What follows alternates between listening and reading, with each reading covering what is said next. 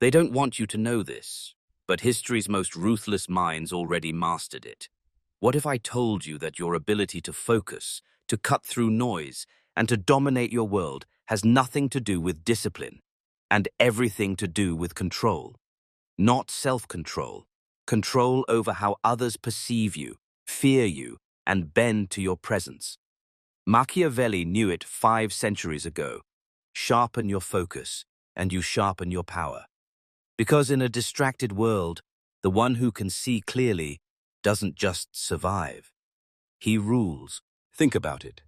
Why do some people, even in chaos, seem untouchable? Why does their mind stay sharp while yours gets clouded with doubt, distraction, and noise? It isn't luck, and it isn't because they're better than you.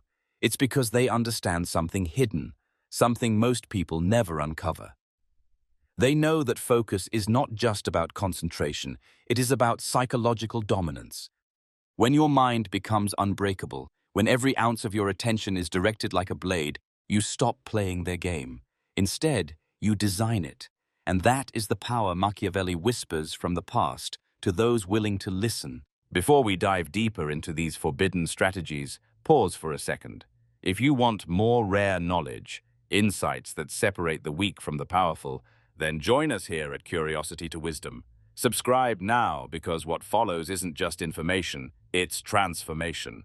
And once you see how the world really works, you'll never unsee it. The first lie you were taught is that focus is simply a matter of willpower. Teachers, parents, and so-called productivity gurus told you to sit still, silence distractions, and force your brain to obey. But willpower is fragile. It crumbles under fatigue, stress, or temptation. Machiavelli would laugh at the idea that willpower alone creates strength. He understood that the world is ruled not by those who try harder, but by those who control the battlefield itself.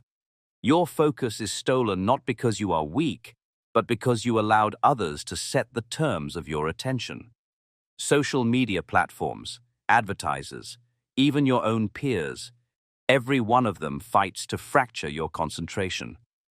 If you want to multiply your focus by 200%, you must first realize this. Distraction is not accidental, it is engineered. The one who engineers the field of attention engineers the outcome. Machiavelli's genius was not about resisting temptations, but about designing the environment so temptation itself becomes powerless. And in a world where billions are enslaved by devices, noise, and endless chatter, the rare individual who takes back control does not merely become productive, they become untouchable. Now, consider the psychology of power. The average person thinks focus is about managing time, but Machiavelli teaches us that it is about managing perception. When you enter a room, people immediately calculate your worth, your relevance, your danger. If you scatter your focus across trivialities, they sense it. You become ordinary. But when your attention is precise, unyielding, and deliberate, you radiate authority without speaking a word. Focus is visible. It is a weapon. In The Prince, Machiavelli wrote that appearances matter more than intentions. If your focus makes you appear sharper, faster, more disciplined than the rest, others will treat you as superior even before you've proven anything. This is the hidden economy of attention. The sharpest mind commands the duller ones.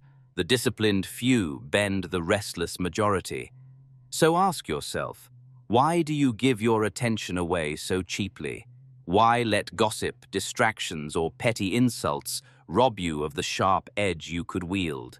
Machiavelli would say, guard your focus like a fortress, because once it crumbles, every enemy walks through the gate. There is a reason emperors, generals, and CEOs rise while others collapse under pressure. They mastered the art of ruthless elimination. Focus is not gained by adding more techniques or productivity hacks. It is gained by cutting ruthlessly.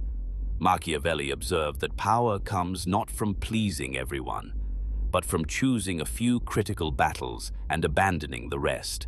Likewise, your mind must learn to discard. Every thought, every notification, every meaningless obligation is a tax on your energy. The powerful know this. To multiply your focus, you must make sacrifices. That may mean letting friendships fade, ignoring trends, or silencing voices that demand your attention without offering value. Harsh? Yes. But Machiavelli would remind you, the world does not reward the kind, it rewards the effective. The person who learns to cut, to subtract, to eliminate noise until only signal remains. That person sees opportunities others miss. While the distracted chase everything, the focused carve paths of power so sharp that no competitor can keep up. Yet here is where illusions begin to die, where the comforting lies you have been fed since childhood begin to collapse under the weight of reality. From the earliest moments of life, society whispers the same refrain: be good, be fair, be agreeable, and people will trust and respect you. The idea is seductive because it appeals to our need for belonging and recognition. But this belief is a crafted illusion, designed more to tame you than to empower you. The truth is far sharper. Respect is rarely born out of kindness. It emerges from something deeper, something more unsettling, the recognition that you cannot be bent, swayed, or controlled. It is not the agreeable who command the room, but those whose focus cuts through distraction like steel. Picture a leader who listens but cannot be seduced by empty praise, who calculates but cannot be shaken by sudden storms of emotion, who walks into a room and immediately signals that every word and every gesture has purpose. Such a person is not feared because they are cruel. They are feared because they cannot be played with. You cannot flatter them into submission, nor distract them with vanity. And in that fear lies the seed of respect. People may smile at kindness, but they bow before clarity, precision, and unwavering discipline. Focus, then, is not merely about concentrating on a task. It is about owning the battlefield of attention. In a world where everyone else's thoughts are scattered, pulled by trends, noise, and the constant need for validation, the one who masters focus becomes untouchable. To refuse to dance to another's tune is to establish your own rhythm, your own sovereignty. And sovereignty, once claimed, changes everything. You walk differently because your steps are deliberate. You speak differently because your words are weighted with intent. You command differently because your presence reminds others to, that they no longer hold strings attached to you. Every attempt to underestimate you, to manipulate or dismiss you, collapses into regret the moment they realize you cannot be moved like a pawn. Focus, in its truest sense, is the throne upon which real authority sits. When you own it, you no longer chase power. You are power. If these ideas are already shaking your beliefs, it means you're beginning to see what most will never see. But don't stop here. Subscribe to Curiosity to Wisdom, because these lessons only deepen. Each video is a weapon, each insight a shield against the illusions designed to keep you weak. Do not let this be the last time you discover the truths others fear you knowing. Arm yourself. The future belongs to the strategically awake. The second great illusion of our age is the belief that multitasking is a sign of strength. We live in a culture that glorifies the individual who can juggle 10 responsibilities at once, who can respond to messages while attending meetings, who can skim a book while scrolling through endless feeds. This image is sold as power, as efficiency, as a badge of modern brilliance. But beneath that glitter lies a deeper weakness. A divided mind cannot strike with precision. A scattered focus is not a mark of mastery, but a symptom of slavery. To noise, to distraction, to the demands of others. The person who tries to do everything at once ends up doing nothing with true impact. History offers a lesson here. The great rulers and conquerors did not rise to dominance by scattering their attention across countless trivialities. They cultivated the rare ability to focus with merciless intensity on a single decisive objective. They did not chase opportunities like a merchant at the market. They stalked them like hunters, biding their time, waiting for the right moment to unleash their strength. Multitasking would have been to them a self-inflicted wound, a guarantee of weakness on the battlefield of power. Imagine the mind as an army. When your forces are spread thin across every front, enemies need only to push in a few places before you collapse. But when your soldiers are concentrated at the decisive point, you pierce through the enemy lines, unstoppable and devastating. Your thoughts and attention work in the same way. Each distraction, each attempt to balance countless tasks thins your strength. But when you strip away the noise and channel everything into a single strike, you magnify your force. What once seemed like a trickle of energy becomes a torrent. The modern world celebrates scattered energy because it keeps you weak, compliant, and exhausted. But the truth, the one hidden behind the illusion, is that only ruthless concentration creates lasting victory. The moment you understand this, focus ceases to be a burden. It becomes multiplication. It compounds itself. And with that compounding comes something far more valuable than efficiency, the steady, undeniable accumulation of power. But beneath the idea of personal focus lies a darker, more strategic layer, the external weaponization of focus. It is one thing to master your own attention, to guard it against distraction and fragmentation. But the true architects of power understand that real dominance comes from controlling not only what you see, but what others see. Attention is the raw currency of influence. Whatever people fix their eyes and minds upon becomes, in their perception, truth. Repetition engraves obedience, and spectacle shapes belief. This is why rulers throughout history staged elaborate ceremonies, why generals orchestrated displays of power, why modern politicians saturate media with endless cycles of drama and controversy. These are not accidents. They are mechanisms designed to seize the collective gaze. Whoever captures attention rewrites reality. And now turn that mirror inward. If you lack control of your own focus, you are condemned to be ruled by theirs. Every headline, every viral trend, every manipulative advertisement becomes a chain around your mind. You live not by your will, but by the will of those who direct where you look. This is why distraction is not harmless noise. It is a weapon deployed against you. The untrained mind is prey, easily lured, easily consumed. But the moment you reverse this dynamic, everything changes. When you learn not just to protect your own focus, but to deliberately command the gaze of others, you cease to be prey. You become the hunter. This principle is the backbone of authority in every age.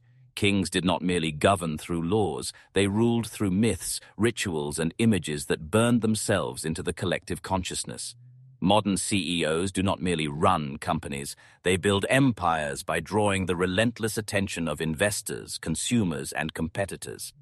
Movements rise not because their ideas are inherently superior, but because they capture and hold the focus of the masses long enough for belief to harden into action. Imagine, then, the double-edged mastery, to guard your own attention from being stolen and simultaneously to bend the attention of others toward yourself. At that moment, distraction ceases to be your enemy. It becomes your chosen instrument, a weapon you wield rather than endure. The world does not pull you off balance. You pull the world into orbit around your will. There is another dimension of focus that cannot be ignored, the dimension of reputation. Focus by itself is invisible, a private discipline contained within the walls of your own mind. But reputation is what broadcasts that discipline to the outside world, translating inner clarity into outward perception. A distracted individual may possess hidden talents, but to the eyes of others he will always seem weak, unreliable, and vulnerable to influence. Every glance at his restless behavior, every sign of wavering attention, every impulsive reaction communicates fragility. But when a man demonstrates focus, whether through deliberate silence, calculated words, or the refusal to chase trivialities, he emits an entirely different signal. He becomes dangerous, unyielding, and in time, inevitable. Others begin to step carefully around him, not because of what he says, but because of what his reputation whispers on his behalf. Reputation has always been the magnifier of power. It amplifies your presence beyond your physical actions and embeds itself in the imagination of others. This is why rulers of the past were advised to appear decisive, even when uncertainty gnawed at them within. Perception, once crafted, solidifies into reality. If people believe you are sharp, strategic, and unshakable, they will treat you as such. And their treatment, in turn, reinforces your image until belief becomes indistinguishable from truth. This cycle is the essence of influence. The world does not respond to what you are. It responds to what it believes you to be. So the question you must confront is this: what does your reputation signal right now? Do others see you as another distracted figure, endlessly scrolling, endlessly reacting, forever provoked by the smallest noise? Or do they see you as something colder, sharper, an individual who sees through the fog, who waits until the moment matters, and then strikes with precision? This distinction determines how others position themselves around you, whether they exploit you or whether they fear misstepping in your presence. Building the latter reputation requires ruthless guarding. Every careless action, every sign of distraction chips away at the armor you are trying to forge. But when that armor is intact, when your reputation for focus spreads, doors open without struggle, resistance collapses before it takes form, and enemies retreat before the first blow is struck. Focus then ceases to be only your private strength. It becomes your public shield, your armor of inevitability. And now we arrive at the climax, the most unsettling and powerful law of focus: deception. To master focus is not only to control your own attention, but to shape how others perceive it. Strength alone is rarely enough in the game of power. It is the appearance of strength that truly dictates how others move around you. In the same way, focus itself does not always need to be perfect. What matters is that others believe it is unbreakable, absolute, and unshakable. That belief alone bends their decisions in your favor. When rivals look at you and assume you are always one step ahead, hesitation creeps into their movements, and hesitation in any contest is fatal. Doubt spreads faster than distraction. If your enemies begin to doubt themselves, questioning their judgment, second-guessing their timing, they are already handing you victory before the battle has begun. This is why the most effective strategists never reveal the full map of their intentions. They disclose fragments, hints, and signals, carefully engineered to mislead. Their true target remains hidden until the moment it is too late to resist. By the time the strike lands, the enemy has already weakened themselves through uncertainty. Consider the rhythm of power. If others believe you see further, think sharper, and act faster than they do, they will unconsciously begin to adjust their movements around yours. They will hold back, delay decisions, or follow your lead simply to avoid miscalculating. In that subtle shift, control transfers to you. You dictate the pace, the tempo, the atmosphere of the battlefield, whether that battlefield is politics, business, or personal rivalry. What began as an illusion solidifies into reality because people act as if it were true. This is the deepest secret. Focus is not merely about mastering your own mind. It is about creating the perception that your mind cannot be penetrated. You deceive others into believing you are untouchable, immune to distraction, impossible to outmaneuver. And once that belief takes root, once it circulates through whispers, reputations, and rumors, it no longer matters whether it is entirely accurate.